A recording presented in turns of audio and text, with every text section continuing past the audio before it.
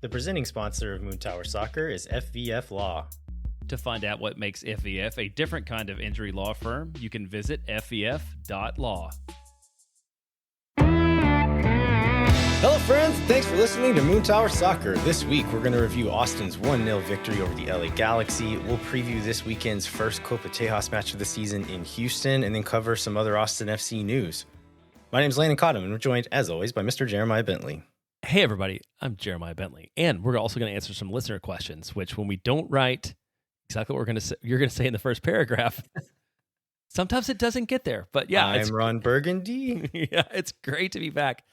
I mean, I guess we should probably open this show on a serious note. So, longtime supporters section member 104, Marcus Anaya, lost his son, Marcus Anaya Jr., also the biggest Verde of Waco, if you follow him anywhere on social media, and sort of lost his son unexpectedly recently, and there's a GoFundMe to raise money for him.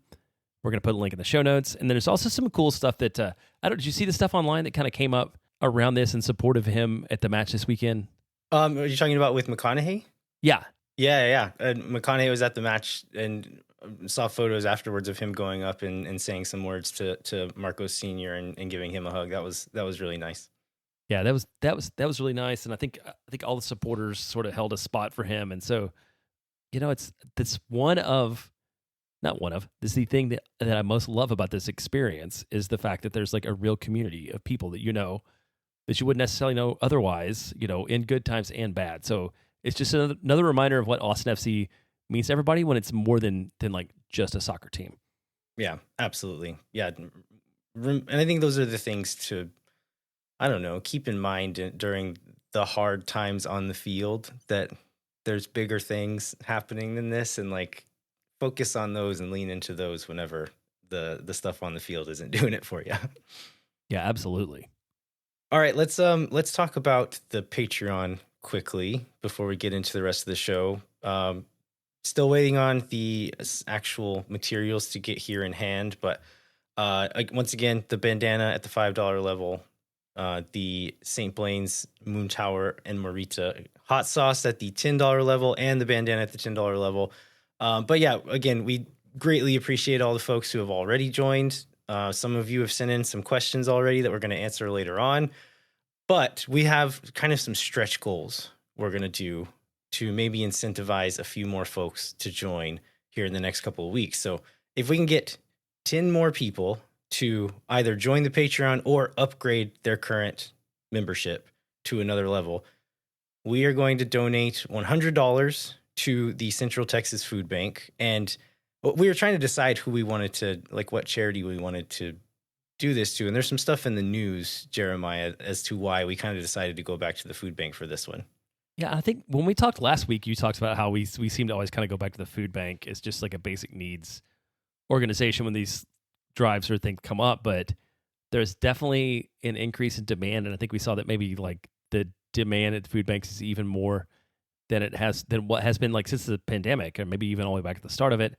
And also there have been some changes to federal level that have affected the funding for food banks. And so even where there has been inventory and support in the past, it is difficult for them to get that right now. And so we feel like now is a good time to step in and support those organizations. And then I'm transitioning off the food bank, but when we were talking off air right before, you had an idea about another thing you might do. So if a person is not motivated by doing good in the world, but instead is motivated by making one of us look silly, I think maybe we have something that I'm not going to do.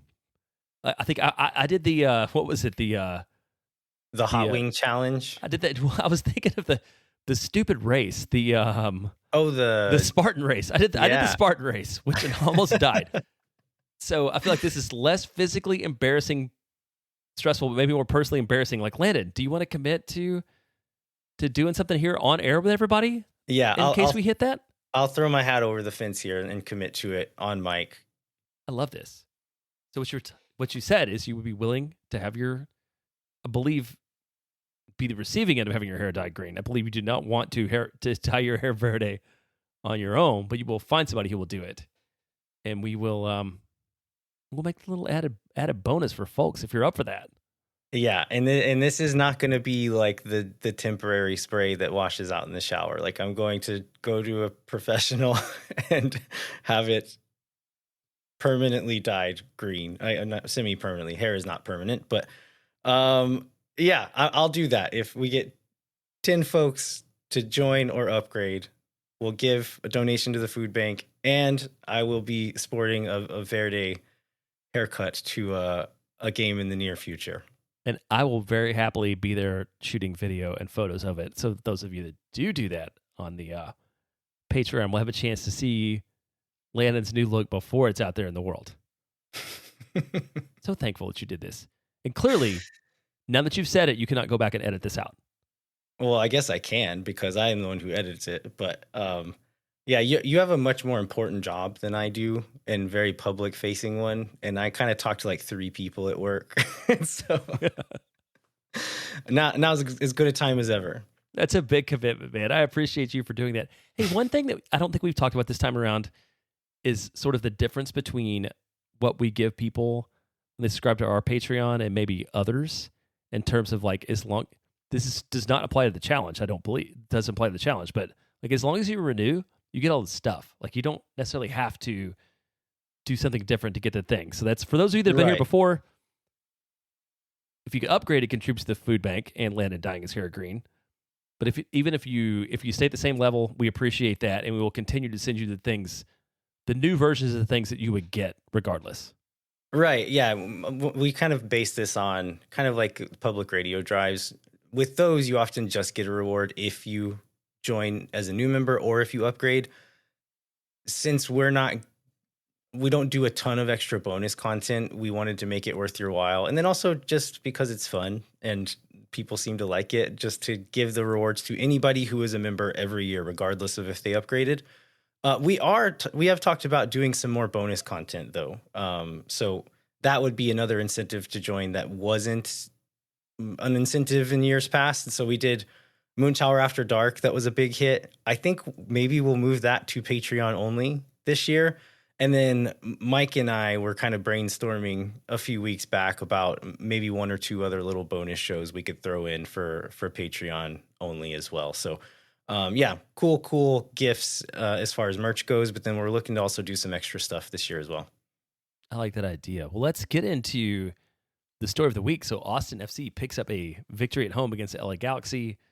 I think gutty win, one that I don't know that anybody had a lot of confidence in up until the last whistle, which came very, very, I think, way later than anybody expected it to be.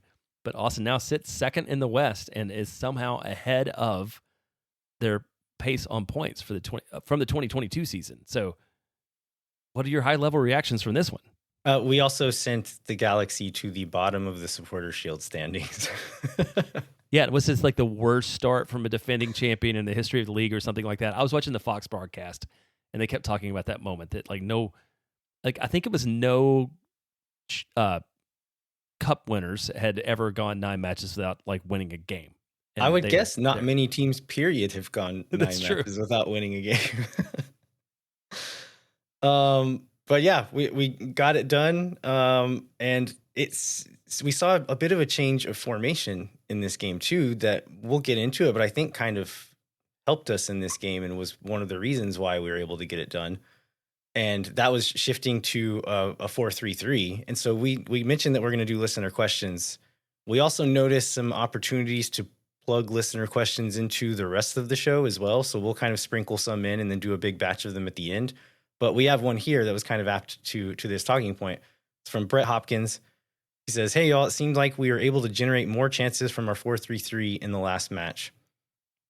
However, how sustainable is this shape going forward for us, given that our front 3 in this shape really consists of 2 9s and a winger?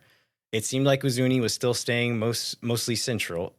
Other than the starting lineup graphic, what were we doing differently to make this a 4-3-3? So, yeah, I agree that we were able to generate more chances out of this shape.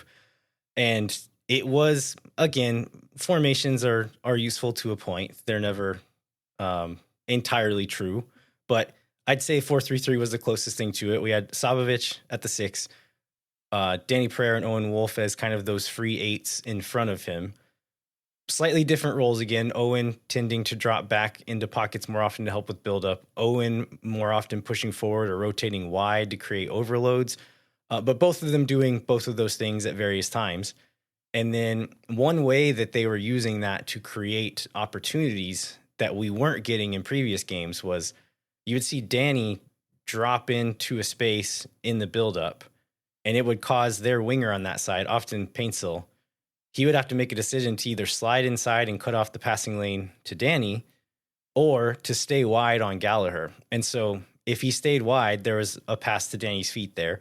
And then a couple of times he would see see Danny popping into that spot and shade centrally, and then Gallagher would push forward, and you could break the line wide going that way to Gallagher. So making those guys make a decisions and then just giving yourself more time, more space with the ball in the midfield by doing that. Talking about Uzuni, it's I think one thing to think about is like where people are at certain phases of play. And so as we progressed up the field, it is true that Uzuni would drift centrally and kind of be higher whenever he needed to be. But in the buildup, he was dropping back deeper, rotating with Owen on that left side and kind of swapping spaces. Or as Biru would push forward, Owen would drop back and receive and then play and make a run. And then Uzuni would drop into that space. So he was much more involved in the buildup than he would have been in that 4-4-2 shape, say. And so I think that's one way it was quite different and more of a true 4-3-3 in that regard. I don't know if that's like the way to get the best out of Uzuni specifically, but I do think it's probably the way he can best help the team right now. And Estevez said in the post-game press conference that he's been a great teammate in that regard and saying like, yeah, put me where you need me. I'll play anywhere. Just tell me what to do. And which is great to hear. But yeah, I don't know if it entirely suits him, but I think it was helpful and would be helpful in situations going forward as well.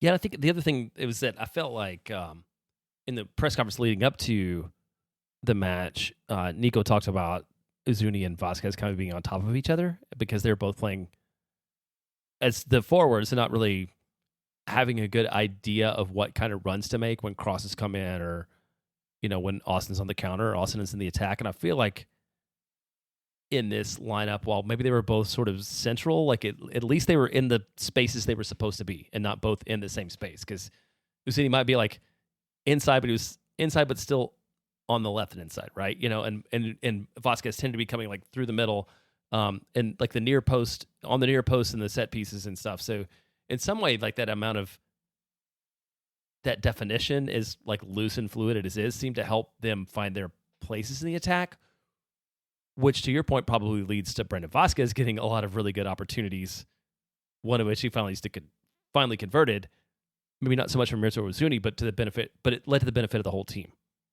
Yeah, and I think getting more chances also has to do somewhat with the structure in the midfield. Just when we would play, let's say in that Vancouver match, we were talking about that was like the most horseshoe of sadnessy game that we've seen this year, and there just weren't options inside, and so they play wide right to Gallagher. There'd be one option. If they took that away, then he'd just have to play it backwards. And in this one, you would see Sabovich make a run forward and someone else would pop into that space, or several times there'd be a run and then Vazquez would drop into that half space and there'd be a vertical ball to him. So they were just creating a lot more options, and you can do that out of various shapes, but I feel like just kind of those starting points made those players a lot more available in certain moments.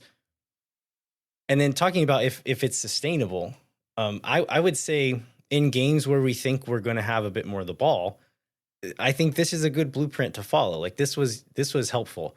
Maybe in a game, and we'll talk about this when we preview the Houston match later, but maybe there's other games when you don't think you're going to have the ball, or maybe don't want the ball as much, and maybe you go back to that 4-4-2 look or some variation of it.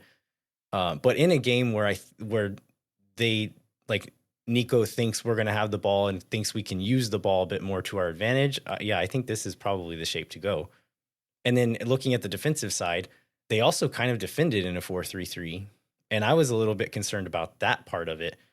They were able to get in behind us more often, but I think that had more to do with how high we were pushing players when we had the ball and less about the structure itself. But it was almost like a 4-2-1-3 where the midfielders would like invert, which was really interesting. And I'd be curious to ask Nico about this in the press conference this week, but Danny and Owen would drop deeper and occupy those half space channels where their wingers or Fagundes were kind of playing in those half spaces to receive the ball in between lines. And then Savovic was much higher than them, marking the 6 in the buildup. And so, I'm not sure why, but it seemed to work quite well for a lot of the game.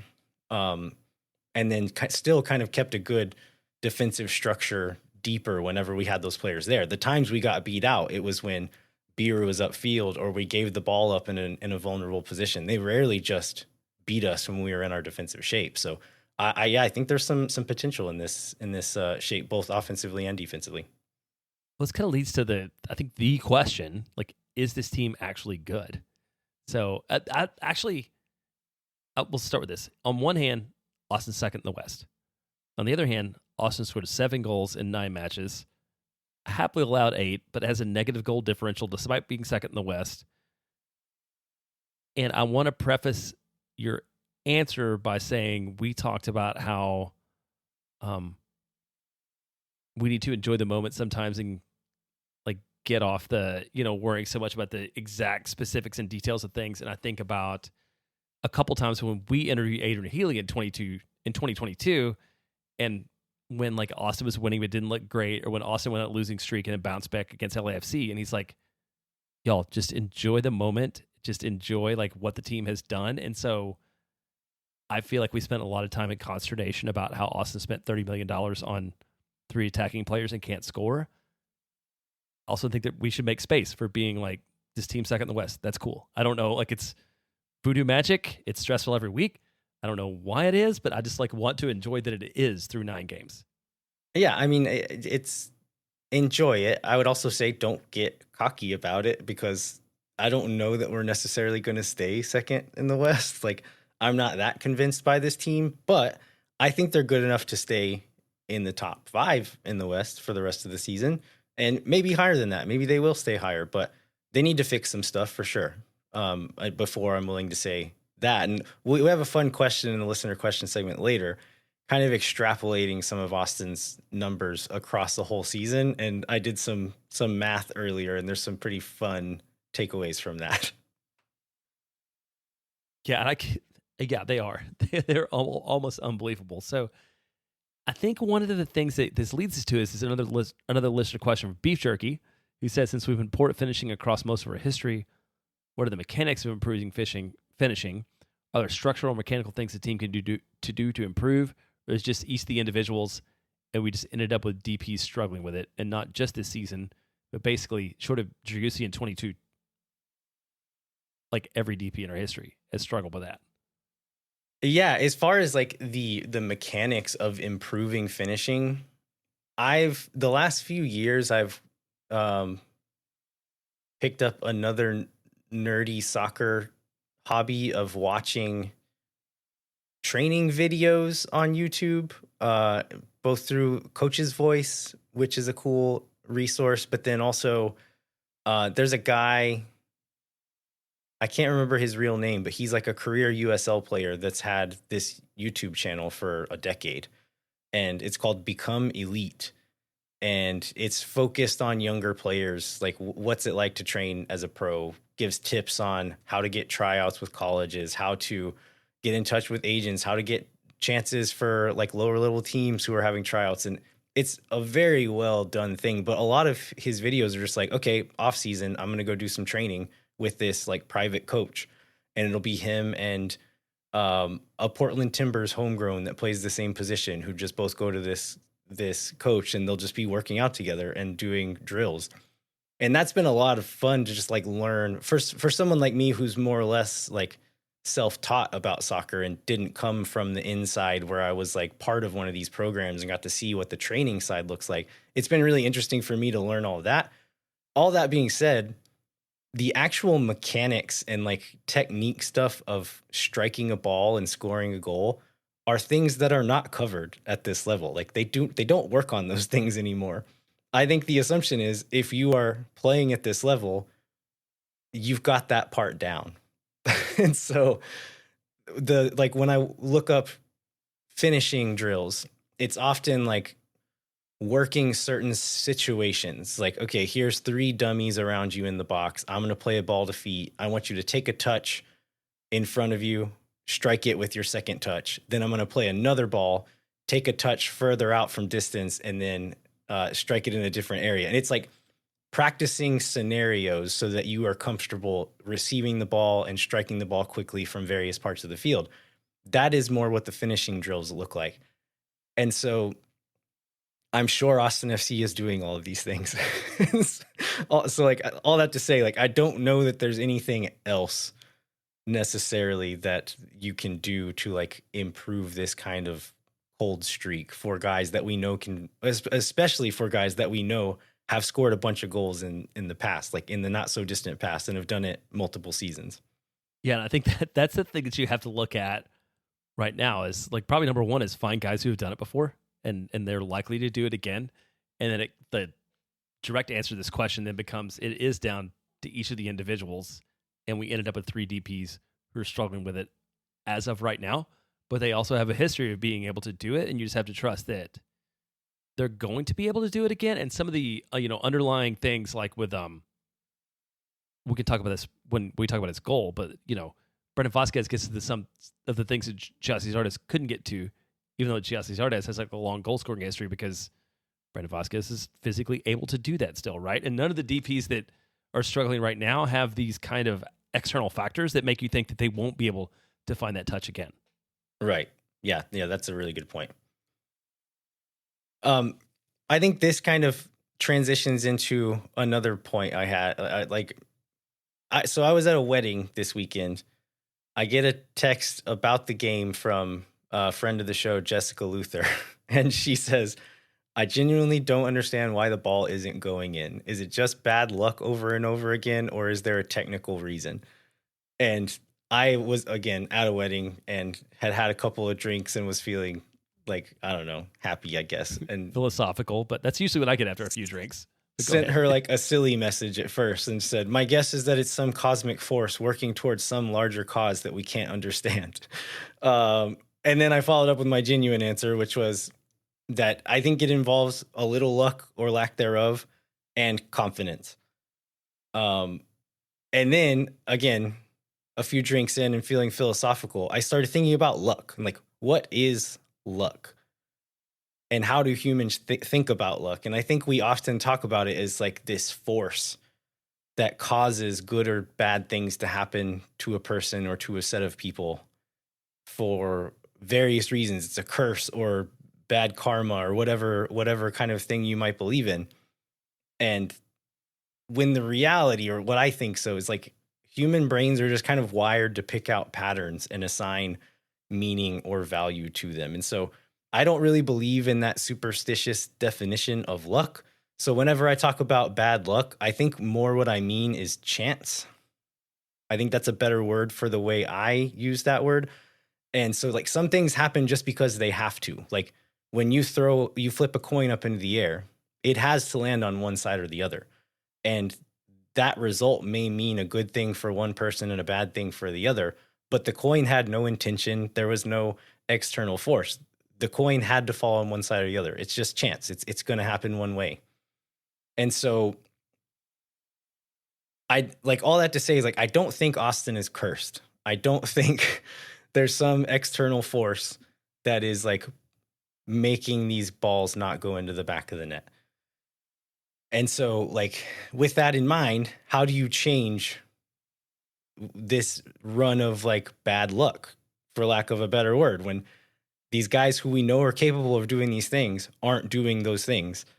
What do you do then? And I think it goes back to the thing we've talked about on other shows. It's just more opportunities And I think we saw a little bit of that in this Galaxy game. And hopefully it's the start of something we'll continue to see. But human psychology plays a lot into like the perception of luck. And so if you get 2 shots, both of them hit the post, I think it's easy to come away viewing that as bad luck. Like, oh, I got really close, but it was just unlucky. But if you have 15 shots and 2 hit the post, but 2 go in, you probably don't think about the ones that hit the post all that much. You say like, oh, we did pretty good. We scored 2 goals.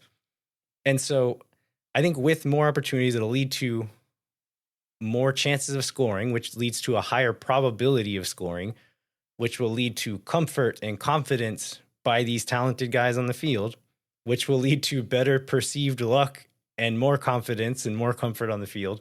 And then we'll kind of hopefully start this like flywheel effect closer towards something that like what Vancouver's experiencing, where they believe everything is going to go right for themselves. And because of that, I think they're probably creating a little bit of their own luck just because like we can't do anything wrong right now. So let's go full bore and just believe in ourselves and do as much as we can and put that extra effort in because I believe I'm going to win the ball over this other guy, or keep putting those balls in because I believe the guy on the other end is going to finish them. And I don't know that the belief itself necessarily changes these greater forces that are beyond our control that make the ball go in or don't go in. But I think the confidence can play a lot into it and change the way that these guys are playing and like maybe take some pressure off of themselves. Oh man, I have like, we don't have time for this. I have like 3 main thoughts that if somebody who knows me wants to ask about that, I will go into after this, that I thought about while you're talking. One is a very bad golfer. I definitely appreciate the confidence thing because when I'm hitting the same ball from the same place, if I like before I swing feel good about it, the outcome is very different, even though in theory I know all the things to do.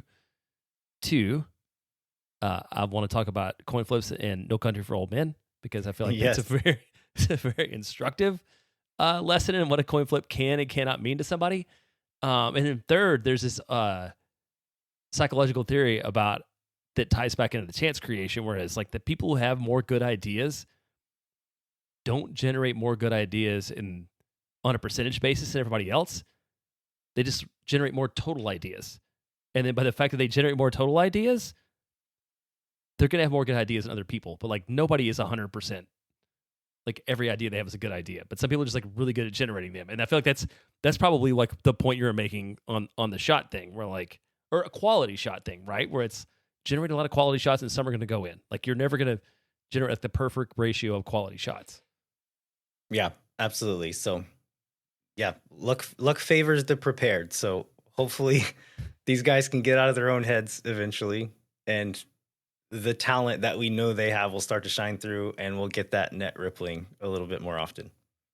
All right, awesome. Let's take a break, and then we'll go into some more details of the game.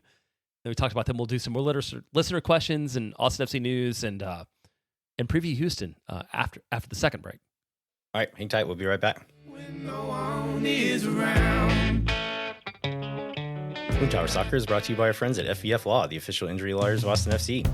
FEF is a different kind of personal injury law firm dedicated to community, transparency, and client education. And they have their own podcast called Summary Judgment. You can check it out wherever you get your podcasts. You can go to FEF.law to find out what makes FEF a different kind of injury law firm and why understanding your legal options can dramatically change the outcome of a case. Once again, that's FEF.law. Amplify Credit Union is a member-owned financial cooperative that served the needs of Central Texans for over 5 decades. As a credit union, Amplify has no shareholders or parent companies. That means more of your money stays in the community. Amplify has been the home of fee-free banking since 2022. Their free checking accounts come with 0 overdraft fees or minimum balances. That means Amplify's fee-free checking accounts help you get more mileage from your everyday spending. Amplify membership is open to any Texas resident. To learn to trust your bank again at Amplify Credit Union. To learn more and to register for free parking at the Amplify Esperanza branch on game day, go to www.goamplify.com/moontower-soccer.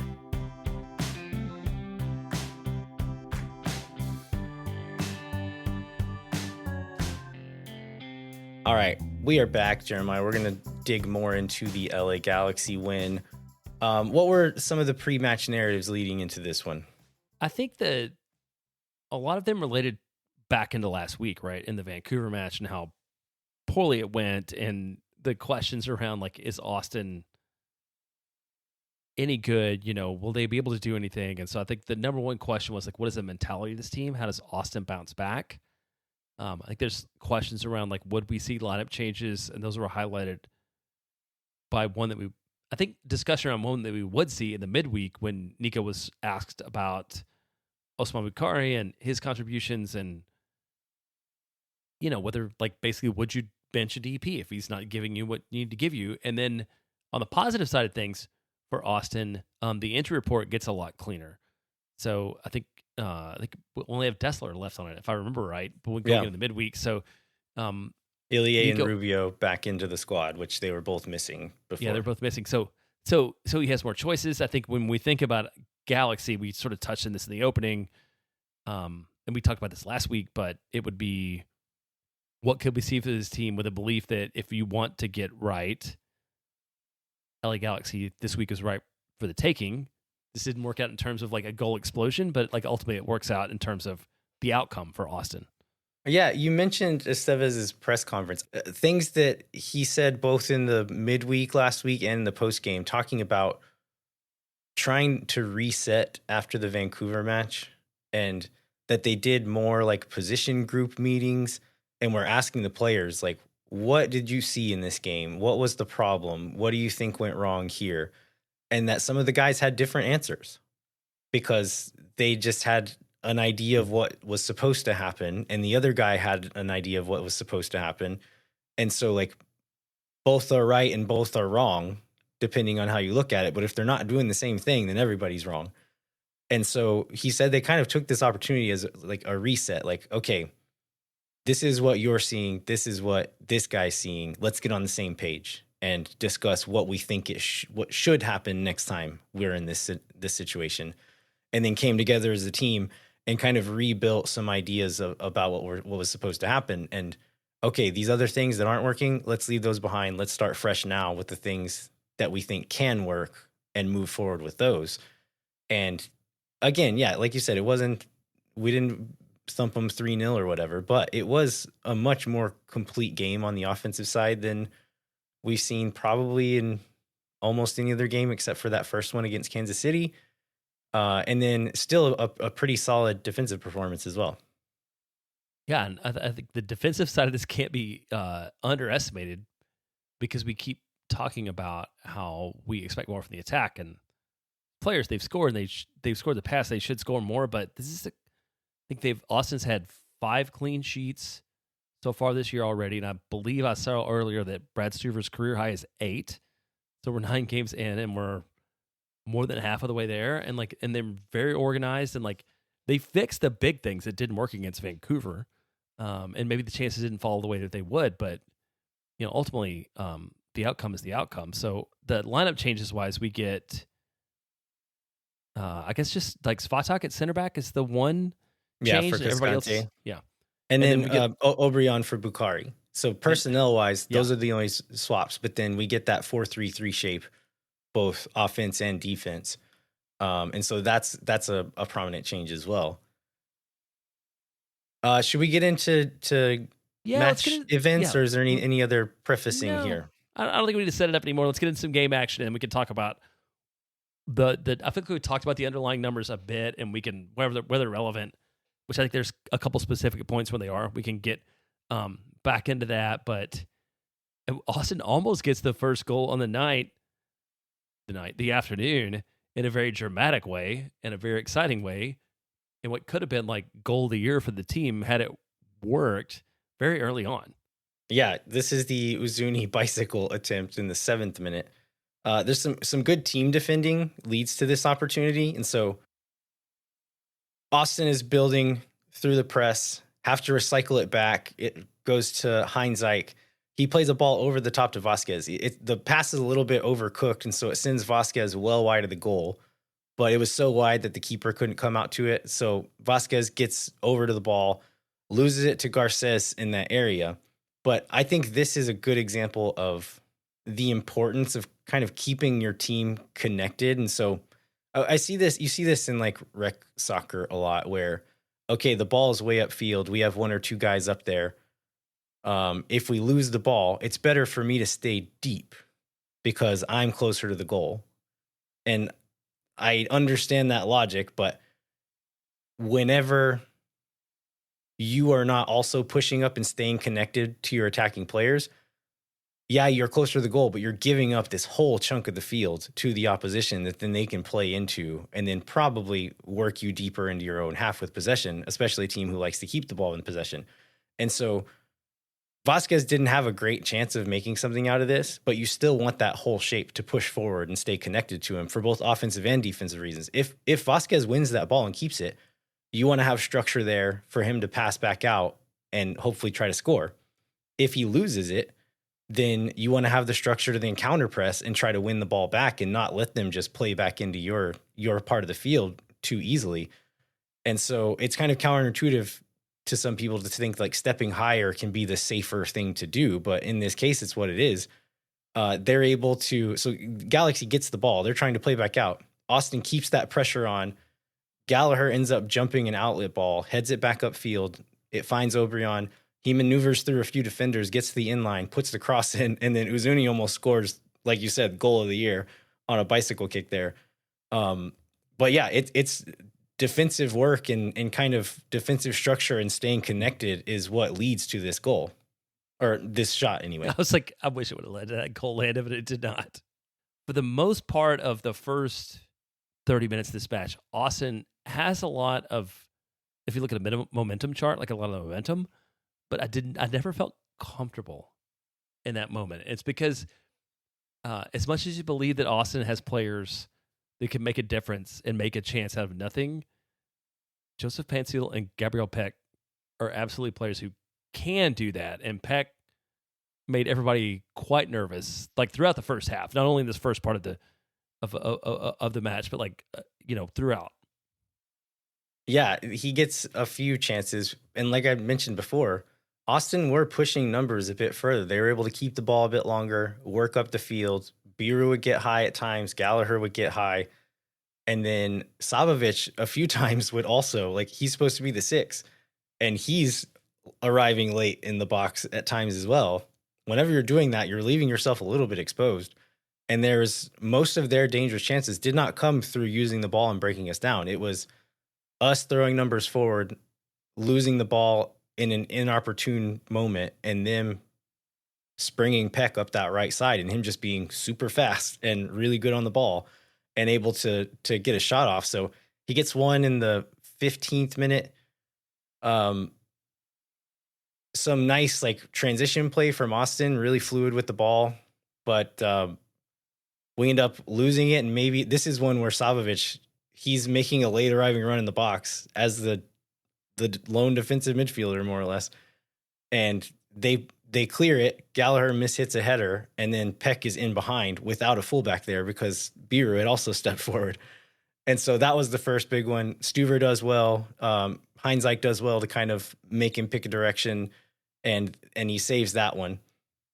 Then he gets another one not long after that, and then in the 27th minute, Obrian loses the ball on a pass from Biru. So Biru had dribbled inside again, leaving his position to gain offensive advantage.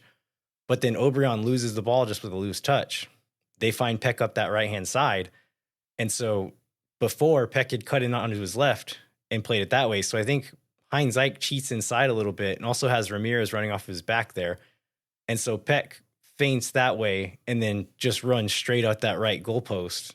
And Stuver comes out and stays big. Peck tries to go over his shoulder, that top corner, which is Stuver does good to show like, okay, this is the only place you can hit it. You have to hit a worldie, and he almost does and rocks it off the post, and it goes off to the other side. But that was their biggest chance of the first half, maybe of the whole game.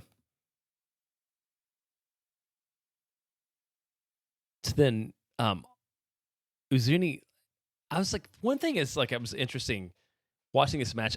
Looking back, I in the moment did not appreciate or did not see like a ton of like really solid goal chances for Austin. But like, if you go back and look at X goals per team, like Austin like led by far and honestly like way underperformed. And I was a little bit surprised by that. And I feel like this another Uzuni chance at 36 is one that like shows how Austin didn't convert some of the chances when they could have been there.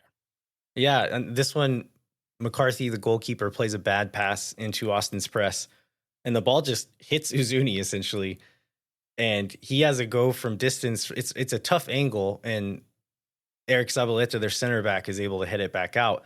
Uzuni's first touch on that is pretty loose, and it kind of sends him into an awkward angle and kind of has to swing his leg around and hit it. If he can get a clean touch on that first one, he's shooting into an open net. There's nobody there to stop that. So he's one just cleaner touch away. I think it just kind of caught him off guard, but he ends up getting the shot off. But the alternative would have been a much better chance. So we go to half. I think I'm trying to remember. I'm trying not to channel just the Fox announcers, but I feel like Austin was probably pretty frustrated by this first half. LA Galaxy is probably feeling pretty okay with this first half. If no other reason than being they're tied on the road, and this is a club that hasn't won a match yet, and feel like they've had some decent chances. And I really think that the biggest things that changes this match that we talked about is like Osman Bukhari coming on as a sub at minute. Not that Obrian had a bad shift, but he wasn't super involved. And Bukhari comes on as a sub at 61 and like makes an instant impact. Yeah, I Obrian did fine. I thought his movement and popping up into certain areas was good, but he wasn't clean enough on the ball. He lost it a few times or slowed plays down with loose touches. That just kind of killed him. Bukhari comes on 61st minute and involved immediately and just receiving in a lot of the same spots. But A, the Galaxy is much more tired at this point. And B, he just has that spark, that extra bit of skill and explosion that Obrian doesn't, and he was able to take full advantage of that and looked like the guy that we wanted him to be this whole season. Yeah, we did get that for 30 minutes. So hopefully this becomes motivation for him to continue to do that, because they do both get the ball in the same spaces, but when he's on, and I think this is the benefit of like playing the 4-3-3 and not, with him as, I guess, the rightmost midfielder in a 4-4-2 or whatever. Like, this is where he's allowed to excel. And again, maybe this is where Uzuni sacrifices opportunities on behalf of the greater good. But when he can get the ball in these spaces and be dangerous, like and when he's motivated, like he can really make a difference for his club, and he does. Yeah, and so he comes on almost the first play he's involved in, gets a cross in that just barely misses Uzuni, or misses Vazquez running through the box, and Uzuni picks it up and gets a shot off. There's a play later on where he plays a through ball in behind for Vazquez with a really clever little pass. Towards the very end of the game, Owen wins the ball and then plays him in behind 1v1 with Cerrillo. So Cerrillo's running next to him, and he's in on the goalkeeper. McCarthy comes out, stays big. Bukhari tries to hit it over his shoulder, and it hits him in the chest. So doesn't quite get it with the finish, but those are the areas we want him to get into. And he did it several times in his 30 minutes. So yeah, he's also involved. Also, I was going to say, sorry, go ahead. I just that play emphasizes how when he's at full speed, there's maybe nobody in this league. There's nobody in this league. Maybe almost nobody in the world that can keep up with him when there's a ball over the top that he's going to get on. And like that didn't result in a goal, but it was a very nervy moment for LA Galaxy. And it was also like killing time and space in a moment when Austin needed to kill time and space. Like, it was amazing. Yeah, at that point, we've talked about like trying to kill off games. They were up a goal whenever that one happened. If you're defending a lead and you can get one of those off every once in a while, A, you make them question how many guys they can actually throw forward to try to win the game. And then B, maybe you actually get a goal and kill the game off anyway. So yeah, very promising there. Let's rewind a little bit though. Around the, where was this? 60 some odd minute mark, not long after Bukhari had come on.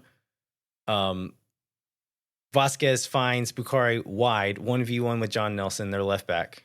Dances past him to the end line. As he pushes it past him, Nelson lunges in and takes his leg out. Clear penalty call. within like 5 minutes of him coming onto the field. Now we'll get into the penalty, which Brandon Vazquez ends up missing. In the lead up, I think Uzuni had the ball. Vazquez comes and they have a brief discussion, and he takes it, and he says, like, I'm going to take it. Goes, puts the ball down.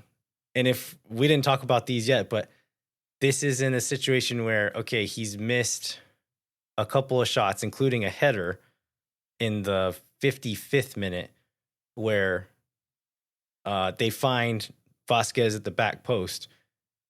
He nods it down with almost nobody close to him, and it goes 6 inches wide of the post when really he was kind of unmarked.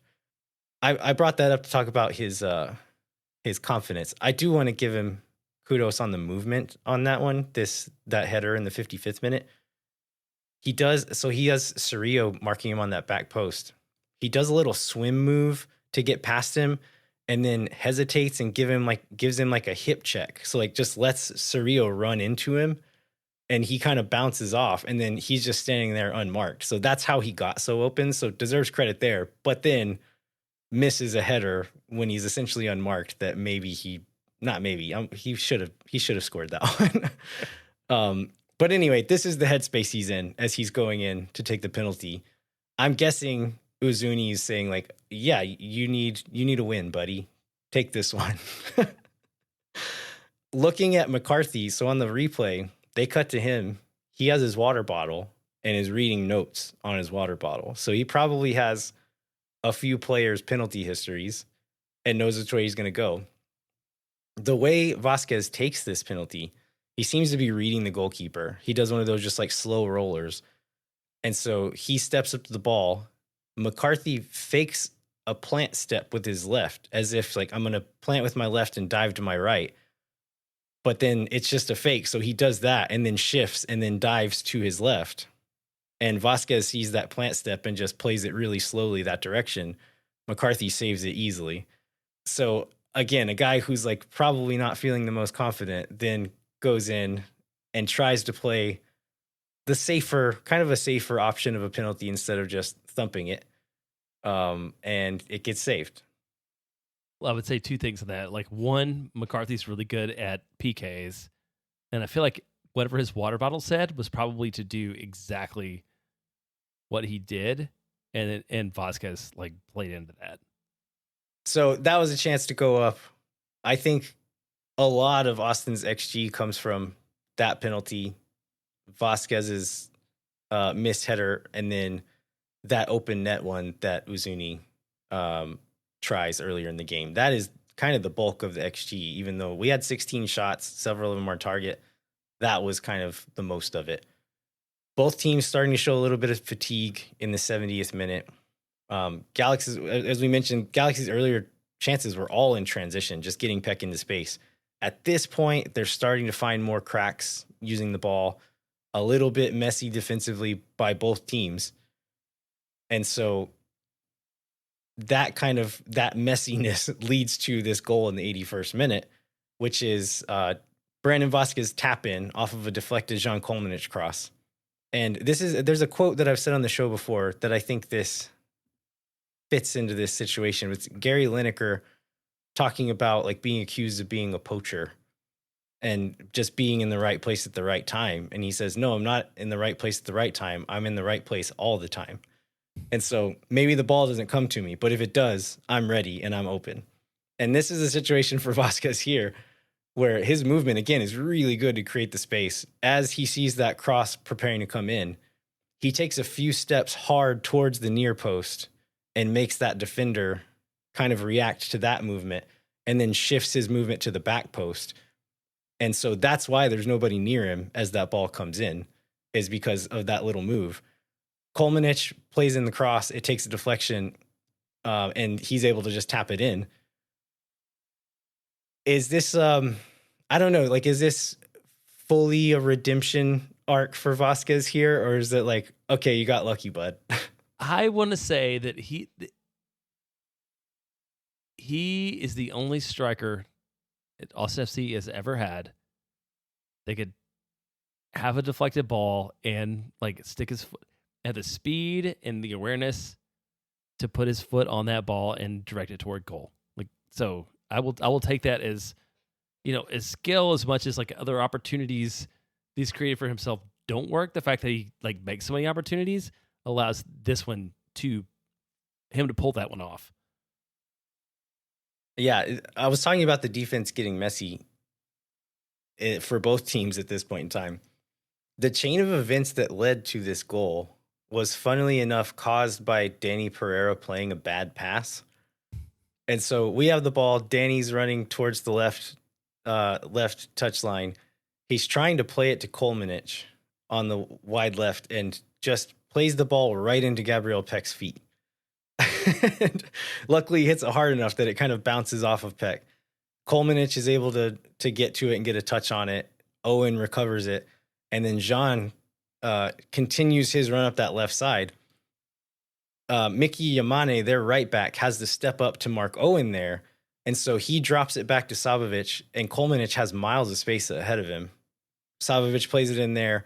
That ball is a little bit too heavy, but Austin keeps that pressure on. They win and lose the ball a couple of more times just by keeping the pressure on in that area. Danny finally wins a ball wide left. Yamane is still pushed very high from that initial action. Danny gives him a little shoulder dip one way, pushes past him up the field, and then passes forward to Kolmanich, who is still high up with no fullback in sight to mark him. And so Kolmanich has it wide left, all of our front three running into the box, hits a low, hard cross. I kind of think he was cutting it back to Uzuni at the penalty spot there.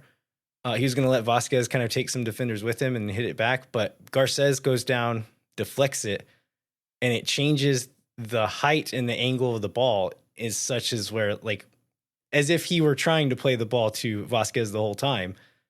Yeah, I don't know. Vazquez gets rewarded for his good run, even though the ball wasn't quite meant for him. Hey, man, it all works. Like, I want to talk about John, and actually somebody else we haven't talked about all night. But first, we should talk about, well, one, how do we end up at 90 plus 8? That seems insane. Good Lord. And then sort of like Brendan Heinzike picks up 2 yellows in a minute, which will lead into how Austin plays in Houston. And there's like a fight on the field. Like, what was happening at the end of this match? Well, part of why nobody knows what's happening is because of the glamour shots that the MLS broadcasts love so much, where they're so zoomed in on everything all the time that when something happens, nobody knows what happened. B, they've started, we knew at the beginning of the season this was going to start happening, but they've started using remote broadcast crews. And so the people on the call were not in the stadium. They have been the last couple of years. They have been this season so far. I believe now a lot of these games are going to be called from a remote location. So when this yellow card happens, the announcers don't know what's happening until Heinzike walks off the field, because it wasn't on camera. So we didn't see it and they didn't see it, which is really frustrating to me. Like, if you're going to let them call remotely, surely it wouldn't be too hard to give them like a wide angle shot as well, that they can be watching to see other things and not just be at the mercy of these way too zoomed in shots while the ball's in play. Like, that's crazy to me. Well, this also brings up that we should have Adrian Healy back on to talk about this specific issue, among others, as someone is like calling games this way now, who's told us like the only broadcast angle he has is like the one that's on the TV and like takes away from his ability to call games. And that's like I understand if you were like calling games on ESPN in Austin and the games were happening in Spain, but given how much money like Apple TV and MLS are like exchanging with each other, like give the guys extra TV, right? Like it can't be that hard. Yeah. A lot of times, like in Adrian's case, when he's calling Spain, that is like the global feed where maybe, so he's working for ESPN, but maybe the cameras belong to the broadcaster in Spain and they don't actually have any control over that. That's not the case for MLS. Right. They are the production company. They do have control of all of this. I don't think it would be that hard to give Neil Zika an extra monitor and give him just a static feed of a wide shot. that he has next to also the broadcast feed. Like, it doesn't seem like a crazy technological feat to pull off. And if you don't want to send him the extra TV, fly him to Austin. It's like $300 on Southwest Airlines, because they're flying them elsewhere anyway. I don't know if it's Atlanta. They fly them somewhere to do the call from a studio anyway. Oh, Bristol, Connecticut, right? Yeah, there you go. And so they're still buying a flight. Anyway, let's get back to the Heinzike yellow cards and Zapruder, what we saw from eye accounts in the stadium, and then what little footage we have of what happened. So Austin wins a free kick near the Galaxy goal. Ilie plays a ball quickly to Uzuni in behind. And again, due to close-up angles and not being willing to just show the game when the ball's in play, they call a foul on Heinzike. I think it was like they called a pick. Like, he stood in the way of Cerrillo as Uzuni was running past. So they call the foul. Heinzike, we see him running back up the field. He's complaining to the ref and does not stop to talk to him, just says something as he's running past. You start to see the ref pull the card out. The camera cuts away, and we don't see what happens. We hear the whistle blow. I assume that's the first yellow card. And then it cuts back to the ref, cuts away again, and then we hear another whistle, and then it cuts to the ref again, and you see Heinzike and Ilie talking to him. So within 9 seconds, Brendan Heinzike gets a first yellow and then gets a second yellow. Both of them seem to be for dissent. And so Estevez talks about in the post-game press conference some of the ref decisions he didn't quite agree with.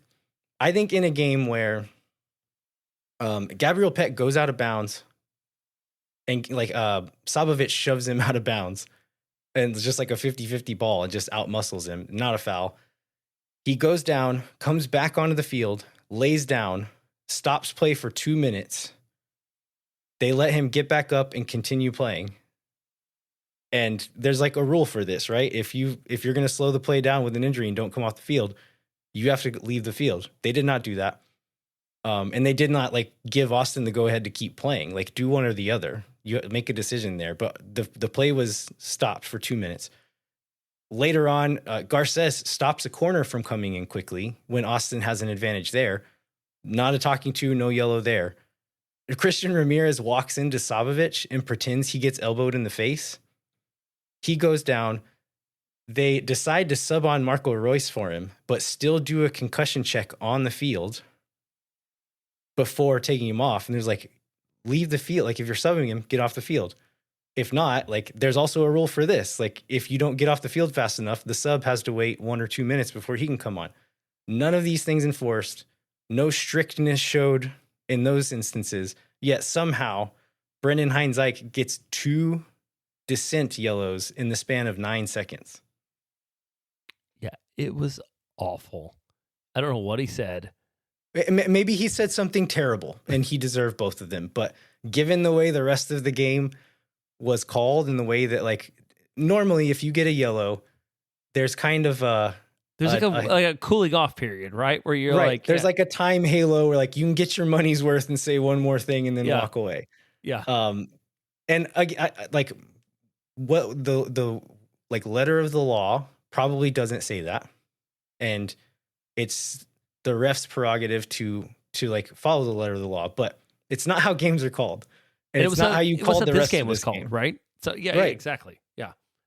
And then like there's, I don't know, some fights that break out on the field. Like, this is all, to your point, on the TV broadcast, this is all kind of cut away. So this is all from like people we know and people posting it from the stands. Felt like it was not on the show, but yeah, there's just one final lost free control kick at the end that Galaxy gets. And what, again, the only thing we could see is Kolmanich, before this last free kick is taken, is following Garces and yelling at him.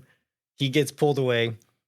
They take the kick. Owen blocks it out. Whistle blows. And then you can see Kolmanich again walking towards Garces and just yelling at him, finger pointing at him, yelling. Svatak stops him. Another Galaxy player comes up and confronts Kolmanich. We get a different angle. Biru had been chirping at Peck earlier on in the game, both Brazilian, both share a language, and so he knows how to talk trash to him very specifically, probably. So they get into it later on. Painsel's going after Sabovic for some reason. Bukhari is holding him back. There's several different fights happening between several different players. I think Rubio is getting into it with someone. Did not play in this game. Don't know why he got involved. Nico Estevez and Stuver and Svatak are all trying to hold people back. Greg Vanny inserts himself and is going at it. Austin players with as Beck well. and Biru, right? Yeah, I don't know what happened, but Okay. One thing I did notice, I don't think Danny was involved in the fighting, which good for him. I think he's learning from Diego Rubio, where it's like you can be like learn the dark arts, but don't ever actually be emotional or mad about it. Like use it to your advantage. And I think Danny's getting good at that now. That's awesome. But yeah, so ultimately this ends with Austin picking up the 1-0 victory, like we talked about. Second in the West. I think I'm going to start with the one person we have talked about, because I want to say that we're wrong about John Kolmanich, and the way that Nico Estevez is using him is a very useful and productive player. And I feel like both of us did not understand why he signed a contract extension. And now I'm like, yeah, like we're getting good stuff out of him. Do I need him playing 90 minutes in every match? No. Does he have like useful and unique things he adds to this club in the time that he's allotted? Absolutely. Yeah, I think you're exactly right. And I would imagine there's probably some reactions of like, okay, he's got a couple of assists this year. Let's get Kolmanich on the field. I still believe with all of my heart that Biru is the right player to be starting at that position. I don't think there's a way you can get them both on the field at the same time. But having a quality sub to come on in the right moment is a good thing. Let's not overthink this one. Yeah, I'm sorry. I was like actually thinking about how he should have started on the left wing ahead of Hodder or Obrion, which is a thing I've seen online. So no, sorry, not the right wing. That would not make any sense at all. You would play Uzuni on the right and him on the left. And then another guy, the guy we didn't talk about all night, who made the bench on the MLS team of the match day, is Owen Wolf, who had game high successful dribbles, tackles, accuracy, and duels won. We talked last week about how sometimes you don't talk about people because they disappeared, and sometimes you don't talk about people because they were like just so good at their job that never really stood out. And this feels like very much one of those from Owen, which continues a pattern of this from Owen Wolf. Yeah, having Owen play more centrally for so much of the game, I think it allowed him to be more impactful on the defensive side in a way that suits him quite well. I mean, he's a great athlete. He's very flexible. He can do a job anywhere on the field.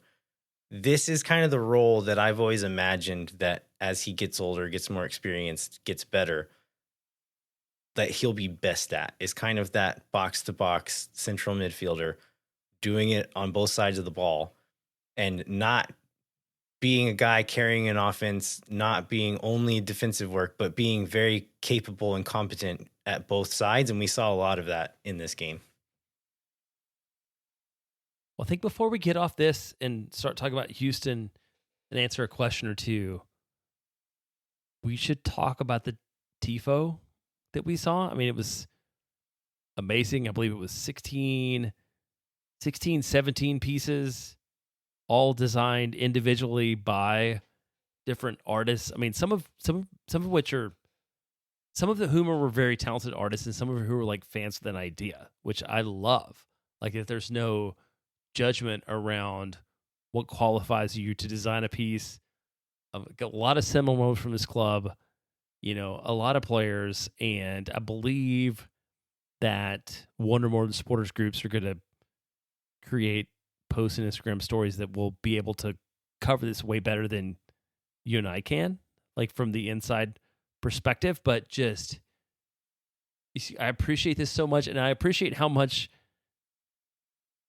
it can be complicated to have like that much come together when like it's not that it's easy, but it's one thing when you have like one person with one vision that you like draw the design around, but to like allow so many people to be involved in the creative process and have so many styles and artwork and things like that was just incredible. Yeah, me and Ashley took my parents up one night and worked on um like taping and like essentially attaching the pieces that will allow it to hang from the net without ripping. We did some of that, like not painting, but kind of the more structural work one night, and got to see some of the stuff up close and got to talk to Elise and Harry and Sonia, some of the folks who were kind of project managing the whole thing. And it is a huge undertaking. We had a question from Louisa from the Patreon. She wanted us to talk about this TIFO and asked about like how to support the TIFOs. Like if you want to get involved, you are like fans can go and just help paint these, and like you're welcome to go and do that. And I would encourage it. It's a lot of fun and really cool to see how it's made up close, and some really dedicated kind of project managing people organizing it all. But then a lot of the work is just done by folks who show up and are willing to just kind of like paint by numbers, or uh, put tape on this part of the thing, or punch a hole here, or do, and like it's not hard. Don't be intimidated if you want to do it. It's a lot of fun, and it's really cool to say when it goes up, like, hey, I was a part of that. Yeah, that's awesome. And you can also join one or more of your favorite supporters groups.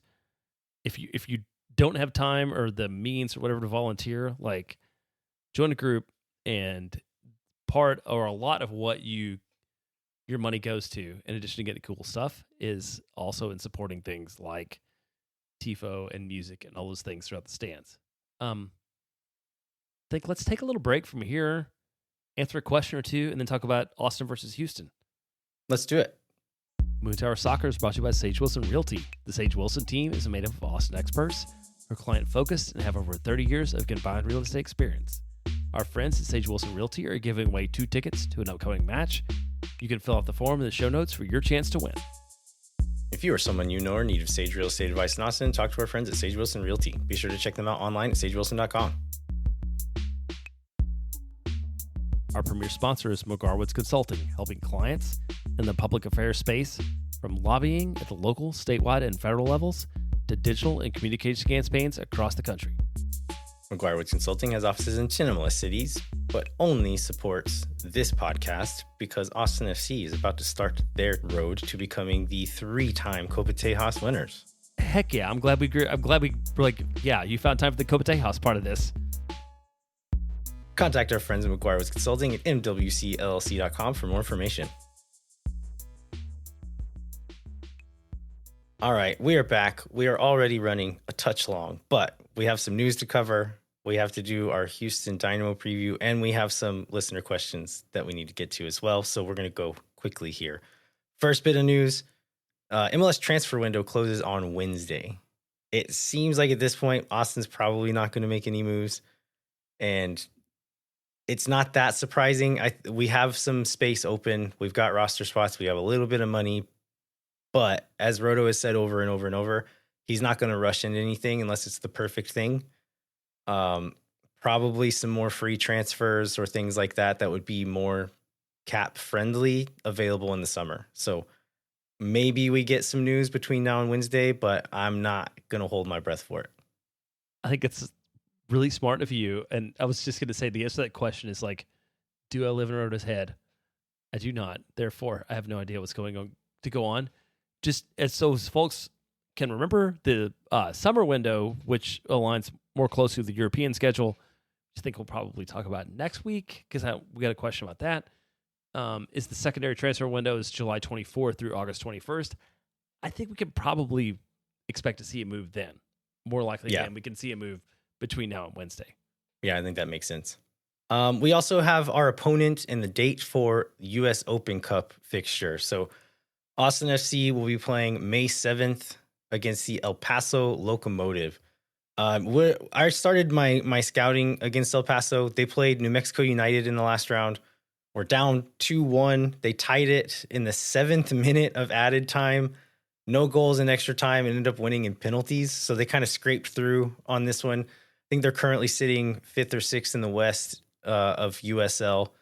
We'll get into more players, but a few MLS and Austin connections. Their coach is Wilmer Cabrera, used to coach the Dynamo, coached Montreal, and then RGV Toros. He's now there in El Paso. And then Austin native Beto Avila, who grew up in Austin, played for the Austin Bulls as an 18-year-old, joined the Dynamo, had a few appearances with their first team, but then kind of bounced around MLS Next Pro and USL, joined El Paso this year and has been quite good for them.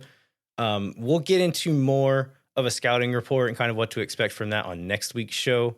But that game is going to be May 7th here in Austin. Yeah, so for those of you that are season ticket members, you will receive round of 32 matches included in your membership, and you will get that automatically as part of your membership. This one's on May 7th. It's available to watch live on Paramount Plus. And then we also know, because they set the next 2 rounds at the same point in time, the winner of this one will face the winner of Phoenix Rising versus Houston Dynamo. So we get kind of a regional matchup. That one will And be I think either on May 20th or 21st. If Phoenix wins, we'll go to Phoenix. And if the Dynamo win and we win, they'll come here due to the way the draw worked out.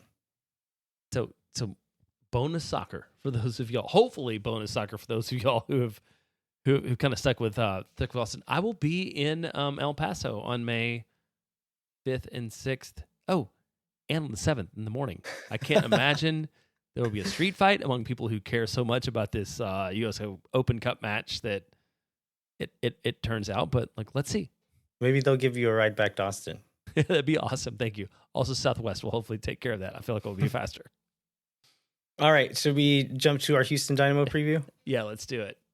All right. Give us the skinny on Houston. They're not very good. This is skinny on Houston. They're 1-4-4 on the season. They're 14th in the West, like we talked about with LA Galaxy. That's the only team that they're ahead of. 1 win. Yeah, like I said, 1 win, 4 draws, 4 losses.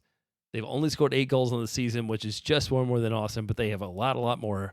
One of the things that was the big story of their offseason is there was a lot of talent that went out, and I think folks felt like they would, if I was a Houston fan, felt like it would replace them, and that has not happened yet. Maybe it will happen during the summer, but I can understand how it's like it's a big net negative. Yeah, Coco Carrasquilla, who's one of the best midfielders in MLS, he got sold. I believe he's in Mexico now.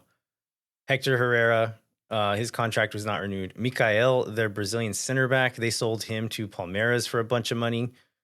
And then Steve Clark was also not renewed. So they brought in Andrew Tarbell, former Austin FC player, to be their starter. He gets a season-ending knee injury. They also signed longtime Dallas backup Jimmy Maurer. He gets injured, and I think in his second game or maybe in training. And so they're playing like a journeyman USL guy for a few games. But because Tarbell was season-ending injury, they got his roster slot and some money freed up. So they actually brought in Jonathan Bond, who used to play for the Galaxy, was over in England again, got him back into MLS, and he's their keeper now. So he's actually quite good and has had some good moments in MLS anyway. Some other new arrivals, Jack McGlynn, 21-year-old Philly homegrown that they bought in one of the first cash trades that MLS allowed.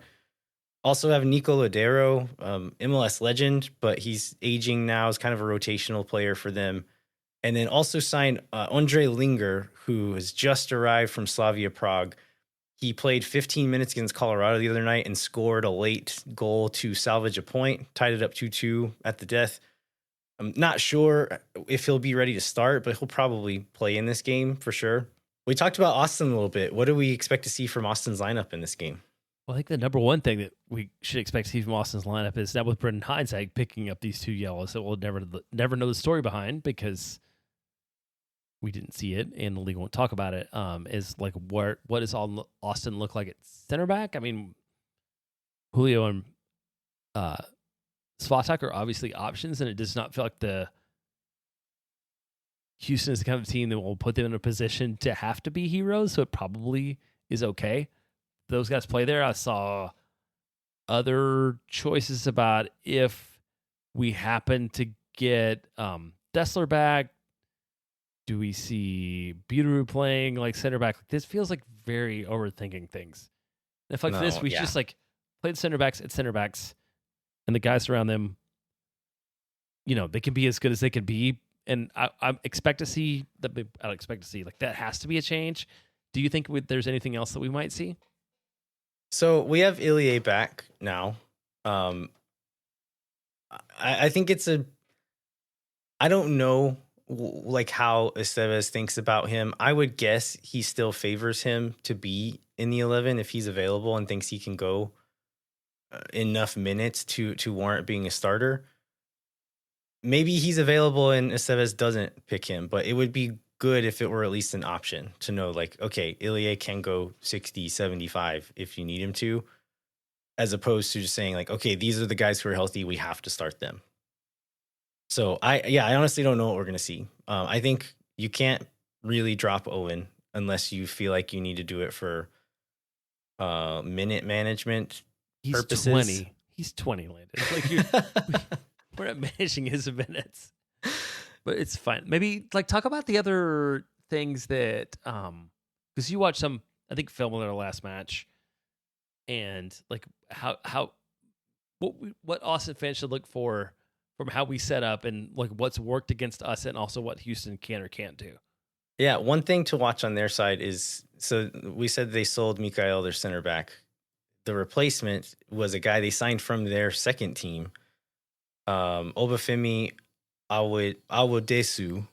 I think he's 24 years old. This is his first MLS season.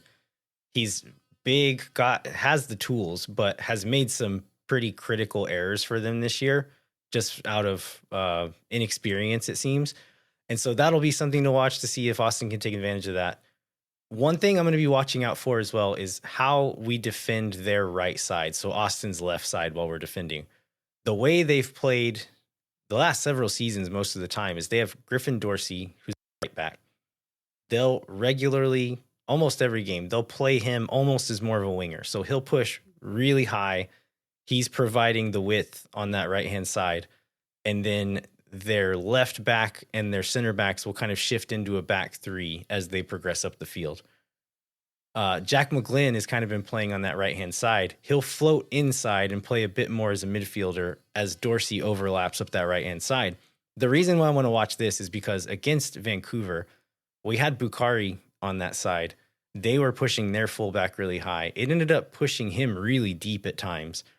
And he didn't do that great when he had the ball, but it also took him out of the picture and kind of moved him out of the parts of the field that we really want him to be in because of the defensive rotation carrying him much deeper than that. So I'm going to be curious to see what Estevez does there to not get our attackers so deep, but still covering that overlap as Dorsey pushes up the field. The other thing I'm going to be curious to watch is Houston is a team that last year especially kept a lot of the ball. They're still one of the higher average possession teams in the league this year. I know we talked about how Austin kept the ball a little bit better in this last game, how that can be useful sometimes. And there's going to be games that call for that, where you need to be able to keep the ball a little bit better and use the ball to create chances. In a game where you don't need to do that, a thing that we've been quite good at is defending in a compact block and breaking on the counterattack. If that's what the game is presenting, if that's what the opponent is presenting, I don't think we need to be proud and play with the ball for the sake of saying that we can play with the ball. Let's take what they're giving us. And so I would not be shocked to see this be a bit more of that defend, compact, break, try to get a goal in transition. Like I don't, yeah, again, let's not be proud about it. Let's let's take what they're giving us. I think this will be instructive to this. Maybe LA Galaxy was a little bit that way, but like and the desired identity of this club under Nico Estevez. Because this should be a matchup where Austin can play how Austin feels like it plays best. And I think this will be instructive on like whether does Nico feel still that we're a possession-based team? Does Nico feel we're a countering team? And it feels like Houston's a team where you can at least like start with a place of trying to impose your will. Maybe it doesn't work out, but you should push your whatever you think your best foot forward is against a club that's 14th out of 15 in the West through now matches. Yeah. Anything else on Houston before we move to listener questions? Real quick, if you want to watch it with a bunch of people, and we just talked about how you can support TIFO, Los Verdes is having a watch party at Brutorium, which is on Dillard Circle in Austin. It's funny, I was scrolling through the notes and I just saw axe throwing. I don't think it's going to be like the primary thing in the match, but you want to throw some axes? Brutorium is a place where you can do that. Large indoor screen showing the match.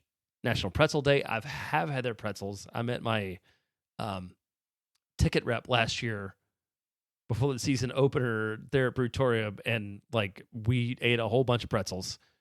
Giant parking lot, lots of parking available. It's all ages. So if you want to go talk to some of the people who make amazing things like Tipo happen and hang out with him, like that's a great chance to do that. And I can promise you, if you haven't been in this community, it's a welcoming community, and they'll be there with open arms for you to engage in whatever way you want to. All right, let's get to a few listener questions. I think we're going to have to push some of them to next week, but we can get through some now. Where should we start? Let's start with the Nicole Blair question, because you did math, and I feel like that we should reward that. And it's like probably the most legitimately interesting response to any of the questions that we have. So I'll ask the question: what are the top points per goal season in MLS history, and how do we currently compare? Yeah, so points per goal, meaning like we're taking total points and dividing it by total goals. And so Austin is currently in second place after only having scored 7 goals. And so Nicole's asking essentially like, who else has done this? And is it realistic to think we could continue doing this and stay towards the top of the West? So I did a little bit of research. I only went back to the 2015 season, and the highest points per goal ratio I could find was Colorado in 2016. They finished second in the Supporter Shield standings. They finished with 58 points while only scoring 39 goals. And so barely over a goal per game, which that takes their points per goal to 1.49. I know that doesn't mean much to you because you haven't done all this math. Other high teams I found was 2020 Toronto finished with 1.33 points per goal. Portland in 2015 had 1.29. Seattle in 23 had 1.29. Colorado in 21 had 1.2. Austin FC in 2025, currently 7th in the Supporter Shield standing, 16 points on 7 goals. It's 2.29 points per goal. So Austin is far outpacing the highest that this league has seen in the last 10 years, even, and I'm guessing probably ever. That would put us on pace for 60 points, which is normally like top 3 to 5 in the Supporter Shield standings, depending on the year. And we're on pace to score 26 goals, which would be among the lowest in MLS history for a single season. So, God bless Brad Stewart for the defense, I think is what I'm hearing on it. And the shape is what I'm hearing on this. And also maybe something's going to change, right? Austin's going to have to score more goals. Yeah. Or Austin's points per goal is not going to stay that way without like a fundamental difference in the offensive output. Yeah. So yeah, this is not sustainable. But to a point you made last week, I believe about this team more than I ever have, that they are capable of increasing that ratio a little bit. And it's not just hoping something would work like we were with teams past. Like I can see the way forward, and hopefully the players can make that happen. But they need to, because this is not sustainable. Well, let's go to Trevor Allison's question, which I will answer first, because Trevor specifically asked you to answer, and I will give you a second to think about it. Which Austin FC player who is generally viewed negatively during their time here would you most want back on the team? Negatively being relatively open, to interpretation? Yeah, I made a short list, and just based off of like my vibes thoughts. and your thoughts. And it's funny, one of those I would say the person I was going to answer was not necessarily viewed negative during their time here, but we all hate him now. Yeah, I put that guy on the list. Okay, that's what I thought. Okay. And it's players who are like, some guys are retired, some guys like they weren't viewed negative, they just weren't good and didn't really play, so I didn't include them. So like these are guys who played prominent roles in one way or another for this club. So Tomas Pochettino, Cecilio Dominguez, Jared Stroud. And Jared Stroud, I think he had his... That's the one I was talking about. I feel like Jared Stroud... I was talking about someone else. I feel like Jared Stroud people generally liked, and then people generally hated him. People hated him when he went to somebody else. He had his haters while he was still here. Okay, it's fine. I was a sympathizer to those folks, I think. Okay. Diego Keep going. Fagundes is the one that I put on here, as people liked him while I was here, but a lot of people don't really now. Rodney Redes, Johan Romagna, Kip Keller, Amro Tarek, Emiliano Rigoni, and then Jussi Zardes, just because of kind of the way his tenure ended as far as like value on the field. So viewed negatively for several various reasons. Who are you taking off of this list, or is there someone else that you want to add to the list that you would take? I think you did a good job of compiling the list. I feel like Nico could find a way to make Tomas Pochettino successful. I don't even know what he's doing since he left, and I feel like his biggest issue is how much money Claudio Reyna spent on him to bring him in. Yeah, because I feel like if he was like a Johan Romagna level salary, like you're like, yeah, that guy's fine, right? He's doing whatever. But it's the fact that he was one of our first DPs and underperformed. I think there's space for him to be a productive player with a sporting director that didn't stupidly overspend on him. Yeah, I think he's done fairly pretty good stretches in South America since he left. I don't think he's necessarily kept that up, but I think he's been pretty good. So that's not a bad shout. Attitude stuff didn't seem to be great, but maybe that was part of just the circumstances of being on a really terrible team with a coach that he seemed to not really get along with. So I'll give him benefit of the doubt there. That's not a bad shout. Cecilio Dominguez, hard no for obvious reasons. Jared Stroud, again, attitude stuff. I don't know. I don't want to risk that one, but he's been pretty good in the time since he's left. Diego Fagundes, I don't really want to go down that road again, especially with some of the just like personality Twitter fight stuff that we've seen in the. Yeah. Are you go to Amro Tarek? No, go ahead. Sorry, you have to answer.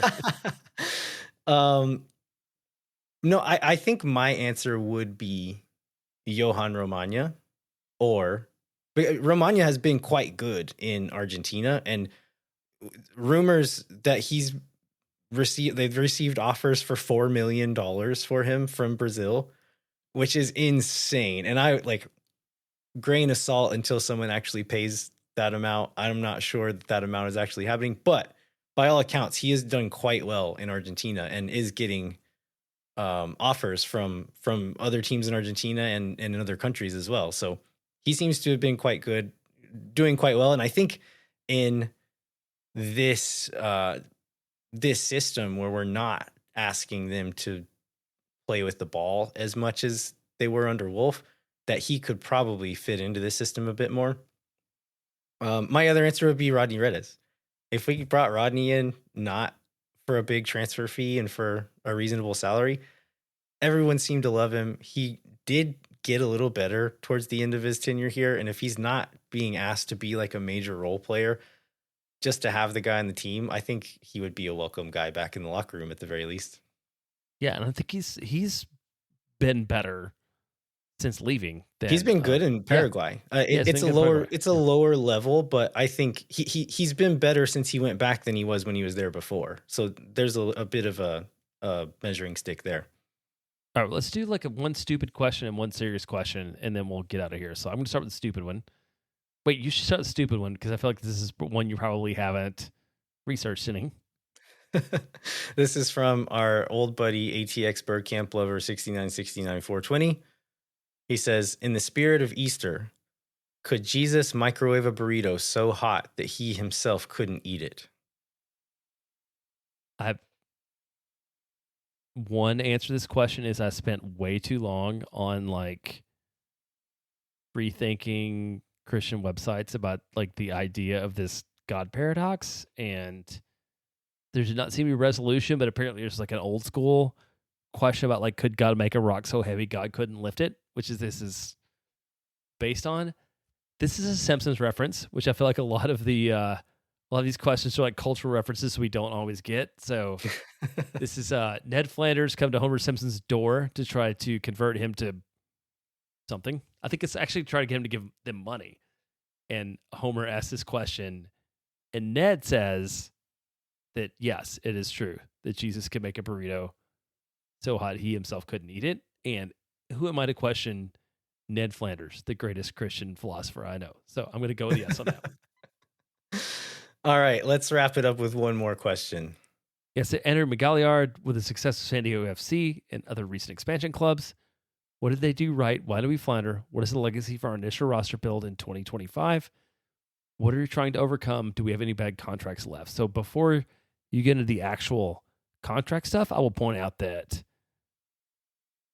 in the second season of Austin FC in 2022, Austin was a role model for MLS expansion franchises. I'll point out in the first season for St. Louis in 2023, they were off to a really good first season, were a role model, and they fired their coach like 8 months later. So like, let's not read too much into San Diego's first 8 games. Yes, I think that is a fair point. One thing I'll say, like why they've had success so far is it's quite simple. It's complicated in practice, but in theory, it's very simple. They signed good players who play well in the system that they're trying to play, which is the thing that Austin did not really do that first year. Maybe have your coach and sporting director cooperate on what they want to do. Yeah, it's a good idea. Have them on the same page, and then have the sporting director also sign players who are good at soccer, which he didn't sign that many of those either. That's true. But then what is the legacy of our initial roster build? I'd say terrible. It's gotten worse as time has gone on as well. And then are we still trying to overcome any bad contracts? We are still, I think there is still some remnants, but the good news is we're off of most of them. The Reina signings that are still here, tell me if I've missed any, but I think I got them all, is Julio Cascante, John Gallagher, Jean Kolmanich, Danny Pereira, Owen Wolf. I think that's all of them. Bradley Stuver. And all of those, Brad Stuver, sorry. All of those guys have been renewed on Roto's terms, except for Cascante and probably Stuver, right? Yes, I think Stuver's extension came before Roto. Stuver's is still a good contract, and so that one's fine. Cascante's not so much. I think that is, I mean, we're still to find out what contracts are like for some of the new signings, but we know the salaries of some of the new guys, or ballpark at least. I think the only one that we can definitively call a bad contract still is Julio Cascante. And his is up guaranteed at the end of this year. And it's still relative, right? I mean, like, there's a lot of teams in this league paid a lot of money to people on worse deals than somebody who starts more games than he doesn't. So absolutely, it's not a great contract, but it's not terrible. It's not terrible, but it is still holding us back in some regard. True. And like, now that Leo Väisänen was another example I would have given. Now that he's gone, I think Julio is really the last one. So we're definitely still feeling some of the strain from the Reina era, but the good news is that we are almost out of the woods on that. All right. Well, like you said, there's a lot of other questions we will get to next week, but it feels like it's time to close this one out. All right. We want to remind you to rate, review, and subscribe wherever you get your podcasts. Join the Patreon. Again, if we get 10 new or upgrading members this week, we're going to give a donation to Central Texas Food Bank, and I am going to dye my hair green. I love this. And so excited. Thanks so much for listening. We will be back next week to review Austin FC's Copa Tejas match in Houston, and then we'll preview the Minnesota match for May 3rd, and then the U.S. Open Cup match against El Paso on May 7th, and then whatever other Austin FC news happens between now and then. Until then, I'm Landon Cottom. I'm Jeremiah Bentley. We'll catch you next time. When no one is around.